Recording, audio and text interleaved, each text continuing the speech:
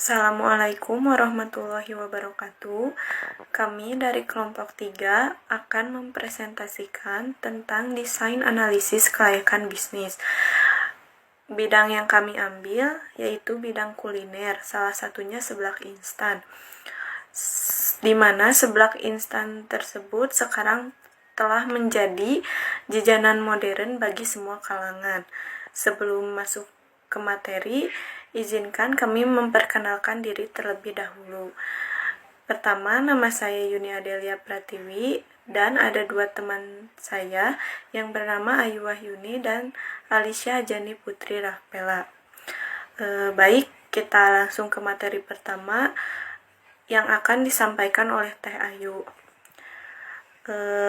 Untuk Teh Ayu, silahkan untuk memaparkan materinya.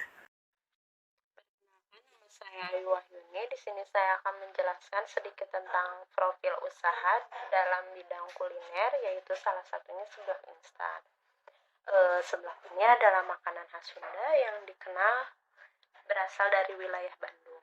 Dengan cita rasa yang gurih dan pedas, seblak ini kini menjadi jajanan yang digemari oleh banyak kalangan masyarakat. Nah, seblak ini berbahan dasar kerupuk basah yang dimasak dengan sayuran dan topping lainnya. Terus seblak ini juga mulai populer sekitar tahun 2000-an yang berasal dari Cianjur yang sudah ada sebelum zaman kemerdekaan di wilayah Parahyangan. Untuk selanjutnya di sini ada 2 jenis seblak, yaitu ada seblak kering dan ada pun seblak basah. Untuk seblak kering itu sendiri di sini yaitu kerupuk pedas yang mirip dengan basreng atau biasa kita sebut dengan bakso goreng. Biasanya kerupuk ini disangrai hingga matang. Yang kedua, ada seblak basah yang dimana kerupuk ini yang dimasak sampai dengan mendidih dan dicampur dengan variasi makanan lainnya seperti tulang, telur, sosis, dan lain sebagainya. Baik, materi selanjutnya akan disampaikan oleh saya sendiri. Materi yang kedua yaitu aspek pasar dan pemasaran. Yang pertama, saya akan membahas aspek pasar terlebih dahulu. Aspek pasar di sini mengenai permintaan dan penawarannya.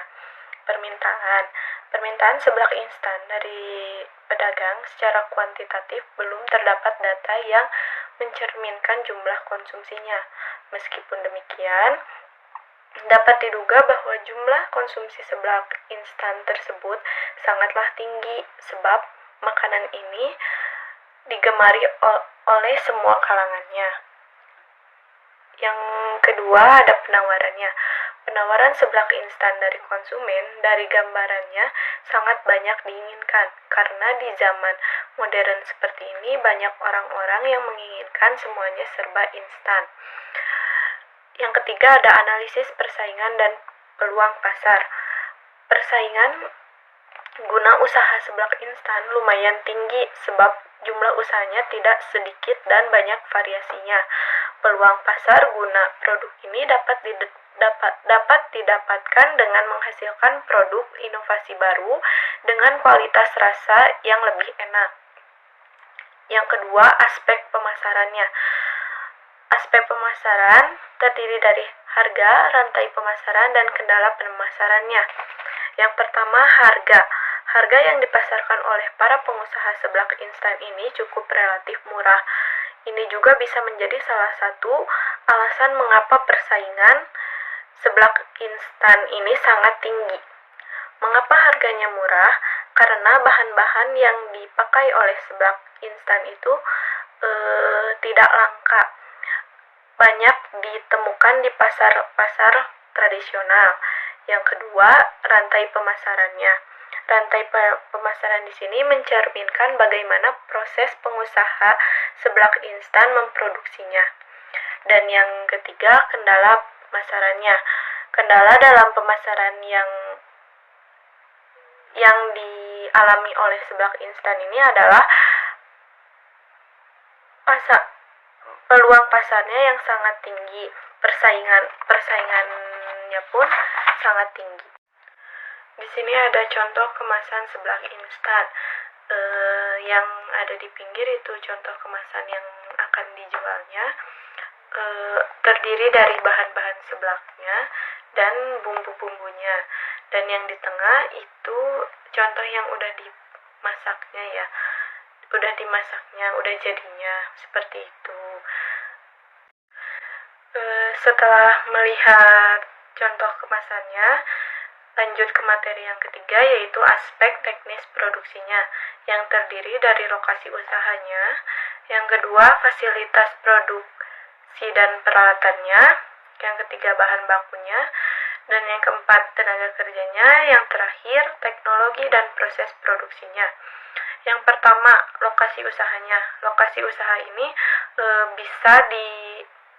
bisa lokasi di mana saja, tidak harus selalu di toko, bahkan di rumah pun bisa menjadi lokasi usaha ini. Dan yang kedua fasilitas produksi dan peralatannya. Fasilitas yang digunakan tidak sulit ditemukan, banyak fasilitasnya seperti plastik, dan yang lain sebagainya ditemukan di pasar-pasar tradisional. Dan yang ketiga, bahan bakunya. Bahan baku dari seblak instan itu tidak sulit ditemukan. Banyak bahan-bahan yang ada di pasar tradisional. Bahkan di warung pun ada bahan-bahan baku tersebut. Dan bahan bakunya pun memakai bahan baku yang berbeda-beda, seperti kerupuk bisa, mie bisa, tulang bisa, dan lain sebagainya. Yang keempat, tenaga kerjanya. Tenaga kerja untuk memproduksi seblak instan tidak memerlukan tenaga kerja khusus. Jadi semua orang bisa memasak seblak instannya, bisa memaking seblak instannya. Dan yang terakhir, teknologi dan proses produksinya. Dalam usaha ini menggunakan teknologi tradisional bisa ataupun modern bisa. Contohnya modern, kita bisa memasarkannya di sosial media atau marketplace. Yang keduanya, proses pengolahannya dimulai dari bahan-bahan kemudian di packing dan siap dijual. Sekian materi dari saya. Untuk materi selanjutnya akan disampaikan oleh rekan saya, yaitu Teh Alicia. Silakan untuk Teh Alicia untuk memaparkan materinya. Nah, untuk materi selanjutnya ada dari aspek keuangan. Yang pertama ada pemilihan pola usaha. Seorang pengusaha biasanya tidak akan memproduksi dari satu jenis produk saja. Namun biasanya apabila usaha sudah berkembang, mereka akan menambahkan jumlah atau memproduksi berbagai jenis macam produk lainnya. Dari biaya investasi. Nah, biaya investasi merupakan ongkos tetap yang besarnya tidak diprovokasi oleh jumlah produk yang dihasilkan. Selanjutnya juga ada dari kebutuhan dana investasi. Kebutuhan investasi maupun modal ini tidak mesti diisi atau dihasilkan oleh diri sendiri, namun juga bisa dihasilkan dari investor maupun dana dari pinjaman. Lalu ada juga dari proyeksi produksi dan pendapatan kotor. Lalu ada juga dari produksi laba rugi. Keuntungan itu biasanya dihitung dari selisih antara penerimaan dan pengeluaran setiap harinya. Lalu ada juga dari biaya produksi. Biaya operasional merupakan ongkos variabel yang besar kecilnya biasanya diprovokasi oleh jumlah produksi. Untuk selanjutnya ada dari aspek ekonomi sosial dan dampak lingkungan. Usaha seblak instan ini akan memberikan dampak positif bagi pengusaha dan juga masyarakat sekitar.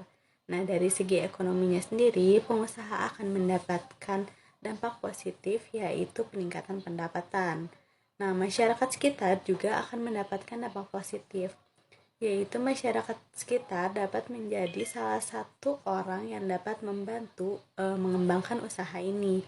Karena biasanya pada saat usaha berkembang, pengusaha akan lebih memilih atau condong untuk menarik karyawan atau orang-orang dari lingkungan di sekitarnya.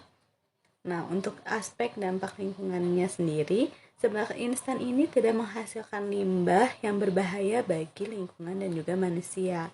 Maka dari itu, kami lebih memilih atau condong menggunakan wadah ataupun cup yang dapat digunakan kembali agar mengurangi limbah dari wadah atau sampah sekali pakai.